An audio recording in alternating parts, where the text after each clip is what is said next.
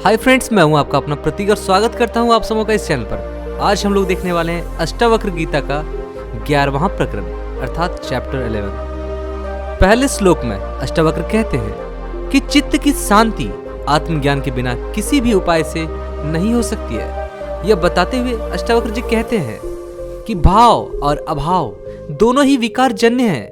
किसी वस्तु का भाव अथवा दूसरी वस्तु का अभाव कर्मों के परिणाम स्वरूप होते ही रहते हैं। ये दोनों ही कष्ट के कारण है। कष्टों से मुक्ति और सुख की प्राप्ति तो भाव अभाव दोनों से रहित निर्विकार आत्मा के स्वरूप का ज्ञान होने से ही होगा।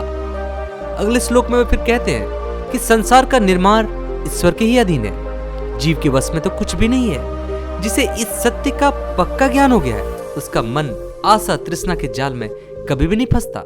वह सर्वत्र शांत और आसक्ति से रहित रहता है। फिर कहते हैं तीसरे श्लोक में कि तृप्त जीवन में आपत्ति विपत्ति और संपत्ति प्रारब्ध व स्वयं आती जाती रहती है। यह भली भांति समझ लेने पर ज्ञानी मनुष्य सदा संतुष्ट तृप्त और स्वस्थ चित्त होकर तो कुछ पाने की तीव्र इच्छा करता है और न ही कुछ खोने के बाद शोकाकुल होता है।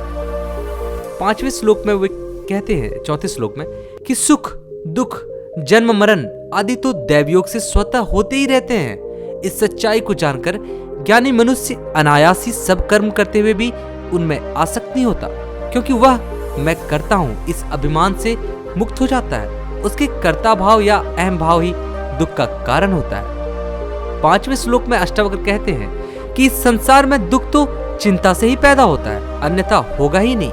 यह जानने के बाद मनुष्य चिंता रहित होकर शांत और निष्प्रिय इच्छा रहित हो जाता है। इस प्रकार ज्ञानी व्यक्ति सुख का अधिकारी बनता है। अगले श्लोक में वो कहते हैं मैं देह नहीं हूं, देह मेरा नहीं है, मैं तो विशुद्ध चैतन्य रूप हूं। यह जानकर ही मनुष्य कैवल्य की स्थिति प्राप्त करता है, अर्थात मुक्ति पाने की मन स्थिति में पहुंचता है। अकर्तृत्व और कर्तृत्व और कर्म और अकर्म की स्मृति भी उसके मन में नहीं बच जाती है।